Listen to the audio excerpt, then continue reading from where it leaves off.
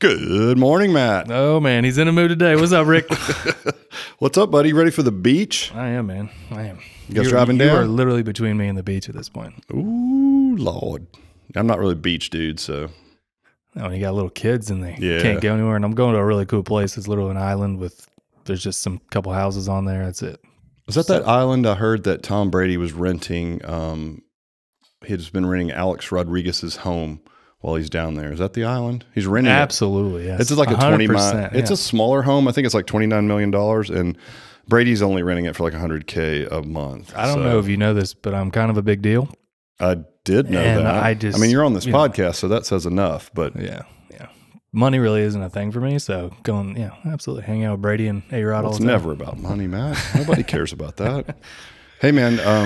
And then lastly on the beach. So I got you pegged for like that Borat swimsuit, that banana colored onesie thing. Is that more your style? Or are you just like a straight up Speedo guy?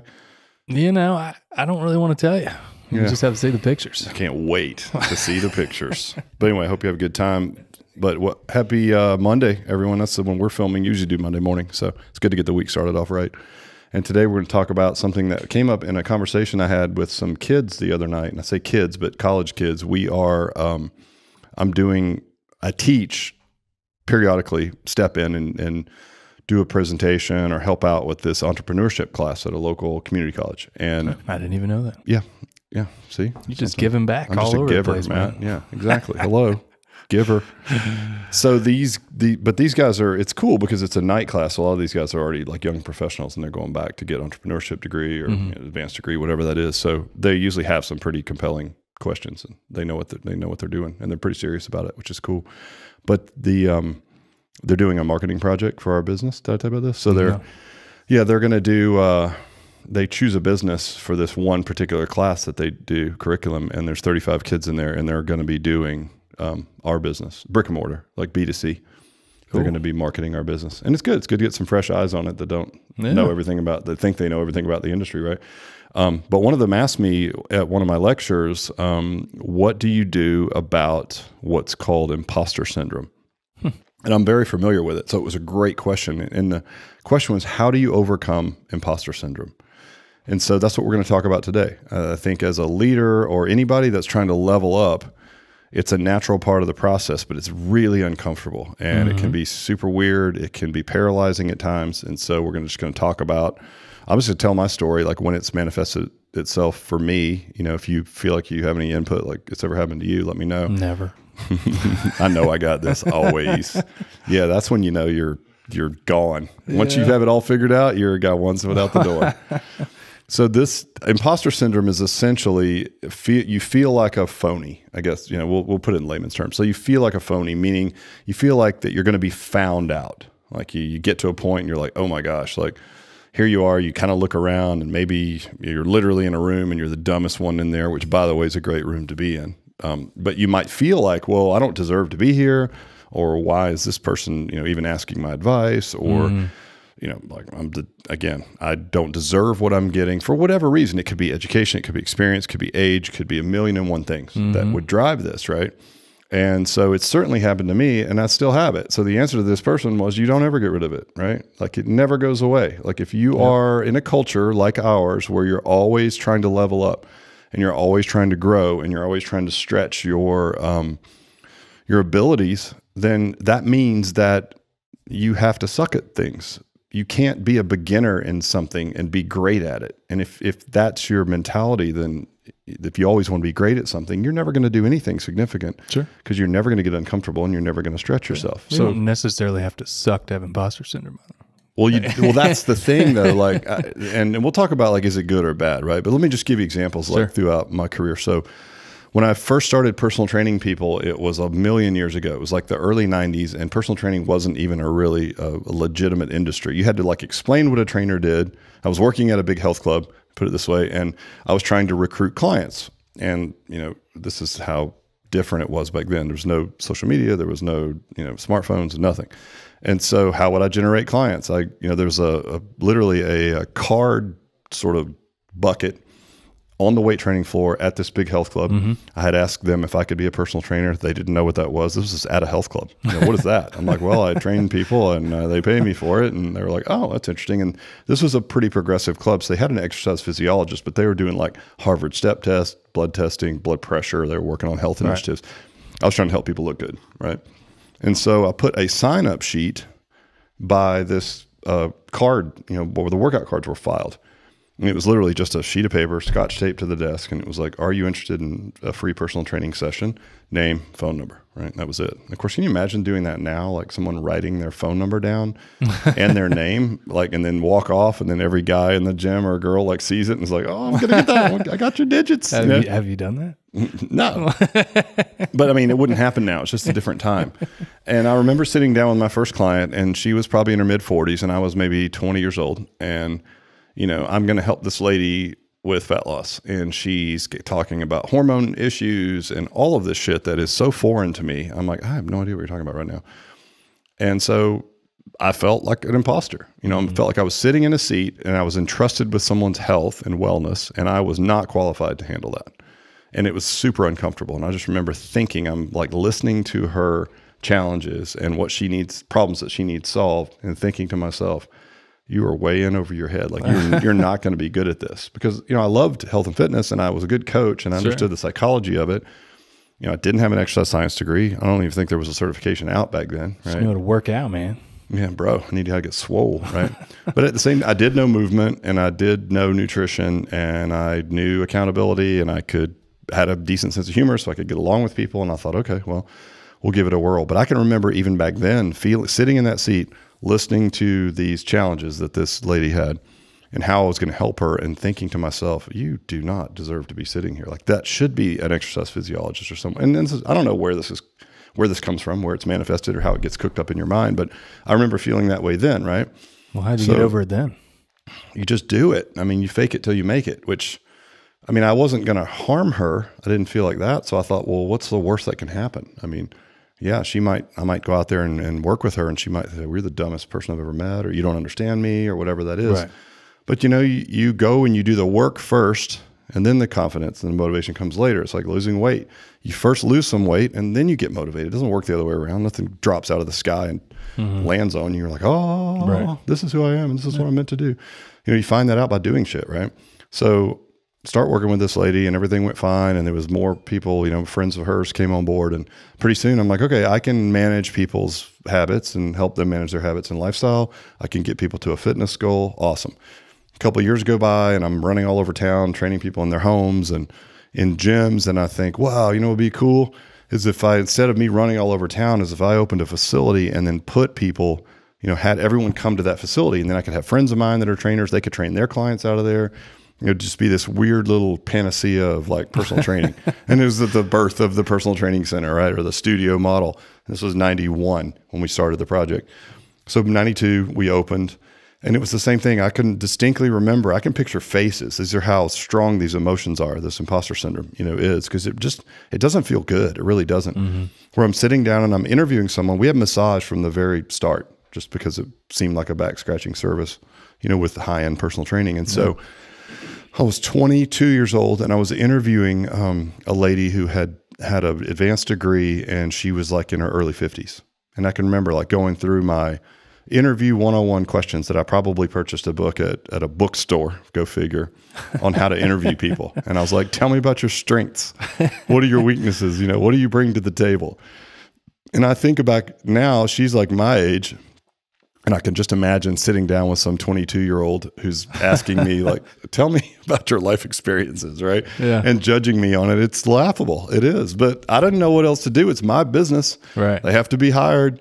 I bought the book. I feel like a total imposter. I don't deserve to be here, right? But at the same time, it's like, well, I'm here now, so I better figure it out. And then you just do the work, and then you figure it out, right? So then we expand, we know our story. We expand from 1,500 feet to 3,000 feet. We start doing this crazy revenue. I run into a couple of people that want me to help them with their personal training business.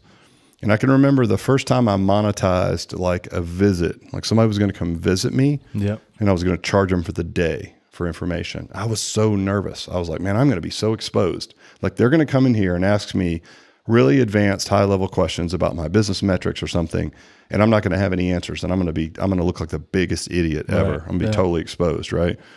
And of course, they were coming to me for a reason, because we had a successful business. So it was like, well, I guess I'll just tell them what I know, and whatever I don't know, like, I don't know, and we'll just see how it goes, right? But again, super uncomfortable, right? Feel like an imposter. I don't deserve to be in this seat. And you feel like maybe I've just gotten lucky, and maybe that's true to a certain extent, right? Like, I've gotten lucky. That's why I'm here, because I opened the right business in the right time and the right place, and just fell in my lap, but I don't deserve it. And so, I'm going to be exposed, and everyone's going to know, I'm full of shit. And so start doing some consulting. You give somebody advice, you see it working for them. It's like, oh man, this is awesome. Like, I'm feeling more confident. Right. And then I start doing paid phone calls. I can remember, I think my original rate for phone calls was like $120 an hour, which was big money at the time. And I couldn't imagine anybody would ever want to pay me $120 an hour to talk on the phone. And just because it was just like, really? I mean, what am I going to say? And I was so nervous. I had like a perfect environment set up, and I had like an agenda, and I was going to check off all these things. And again, I would go study and read, and, I was so paranoid, right, that I was going to suck. So I would go and try to like map out the best possible experience, right, for that person based on what I learned from someone who'd done it before.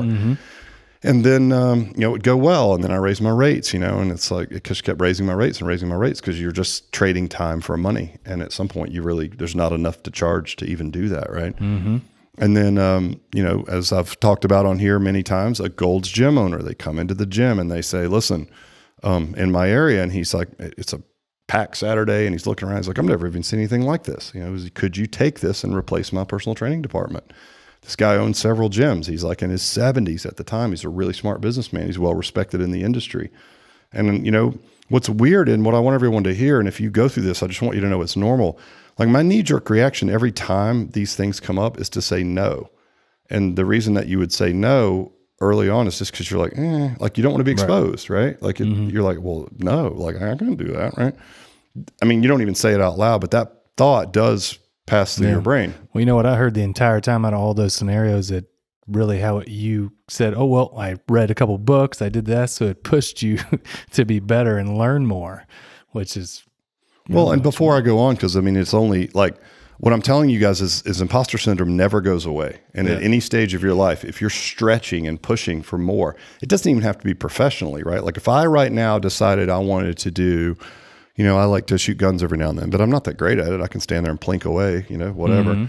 But if I decided, hey, I want to do competitions, like shooting competitions, I'm going to have to like get some training, and I'm still going to suck, and I'm going to show up and be the worst one there.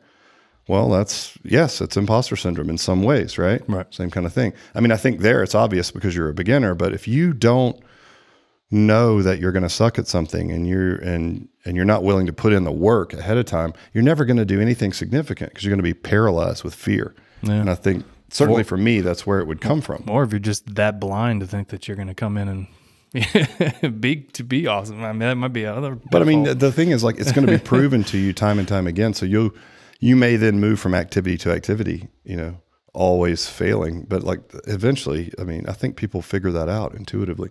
I mean, before I move on, what about you? Like, have you ever had, like, you came here, you were training at another gym, or you played baseball? Like, tell me about your... I mean, my biggest thing is always peer judgment, really. I'm always afraid that I don't know enough, and everybody else is way smarter than me in the room, right? I mean, I imagine you probably maybe when you started speaking in those big engagements and you're hanging out, you're literally with the top guys in the industry. I mean, there has to be some of that, right? And that's usually where I sit, Fortunately, I get to sit next to you all the time, so. Proves that you are not as dumb as you think you are. And you're like, hey, wait a minute, I'm smarter than this guy, so I got it. But, I mean, that's a good point. And yeah, so just to continue the trajectory for us, so we start licensing, it goes really well, and then we have more gyms, and then we signed a couple of really big deals. Actually, there was an acquisition attempt on the table where someone was trying to buy us, and so I'm like, and of course, to be able to buy you, you have to show everything about your business, right? So we have to open up our books on our gym and our licensing business, and you can create, and certainly in today's world with social media, you can create a lot of smoke and mirrors, and you can create an online persona or a facade that doesn't at all match the reality of what's really happening, right? I think you see this a lot. I mean, it's common in every industry, but go to any conference where there's studio owners around, and I would estimate that everyone's overestimating their gross revenues by 30% or what they're doing, and they all want to talk about it. And it's just natural. It's just, if you're sitting around telling, stories about baseball, it's like, okay, you probably hit a couple more home runs. I mean, not saying you, but oh, hell yeah. well, exactly. Everybody does it. Did you see me, man? I killed it. Fish story.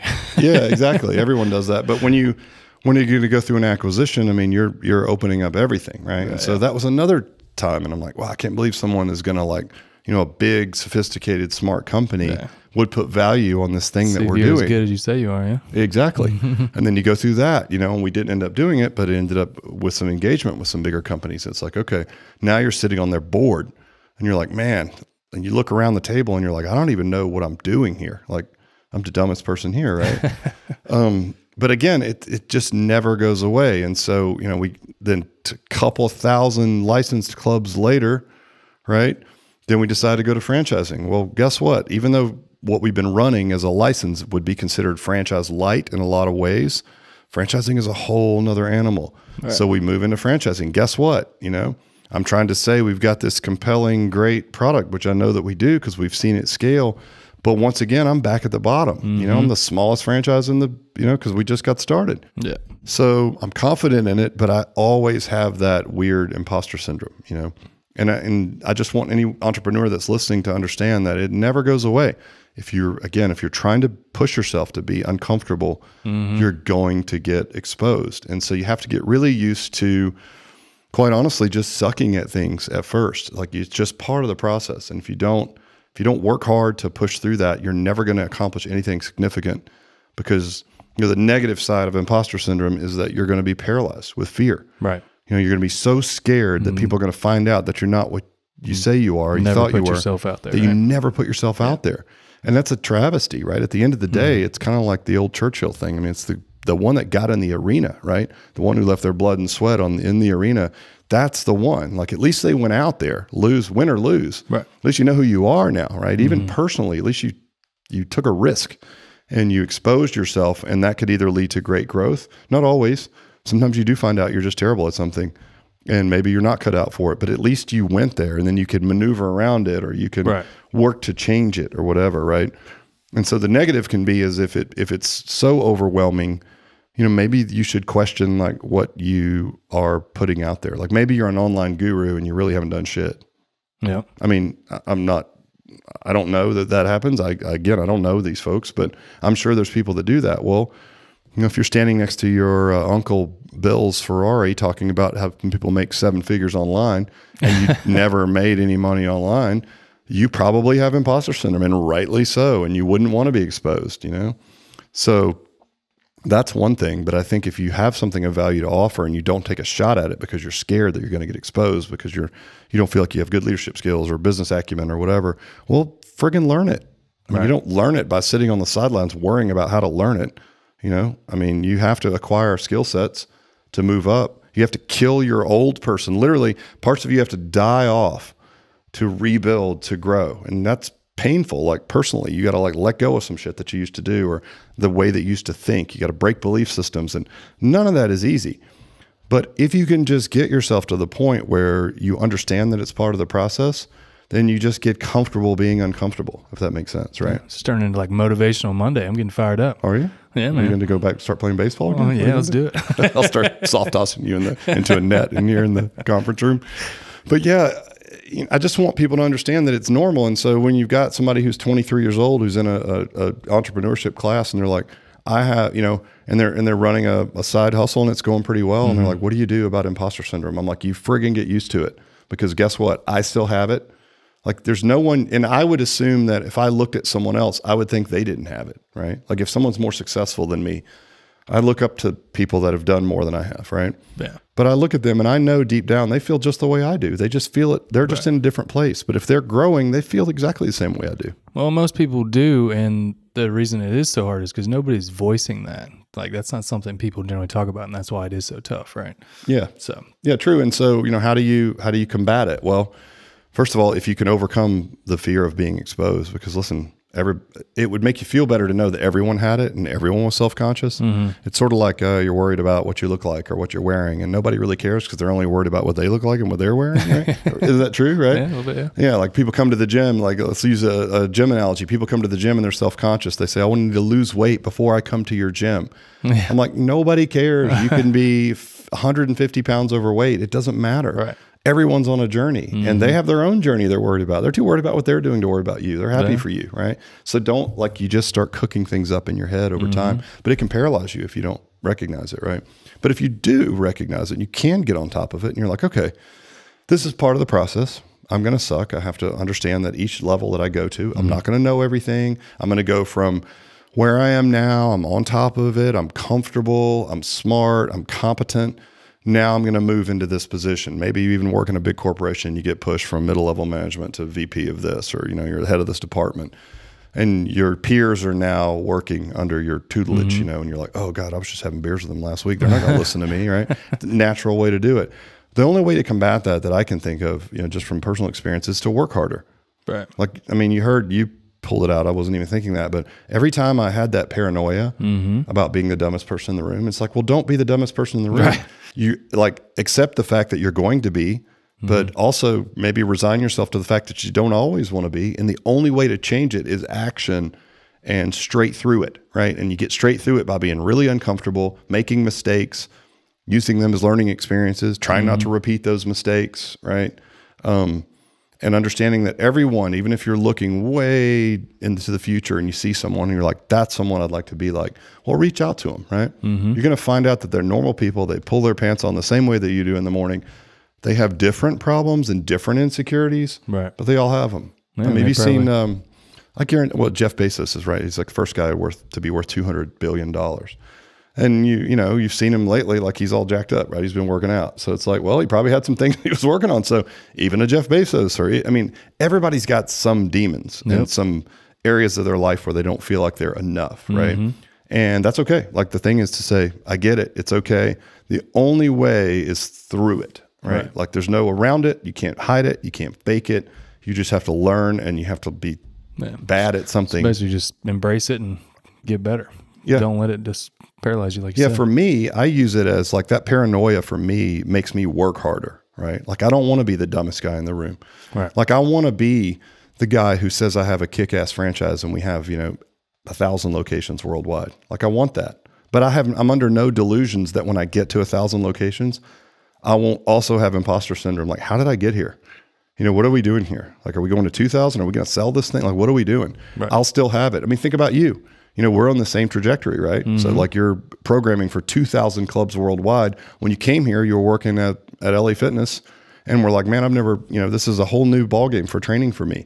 Yeah. Now it just comes out like second nature. But if I'd told you then, it would have scared the shit out of you, right? You would have been like, there's no way I'm going to do that. Well, lucky for me, I had a guy to just keep pushing me through it.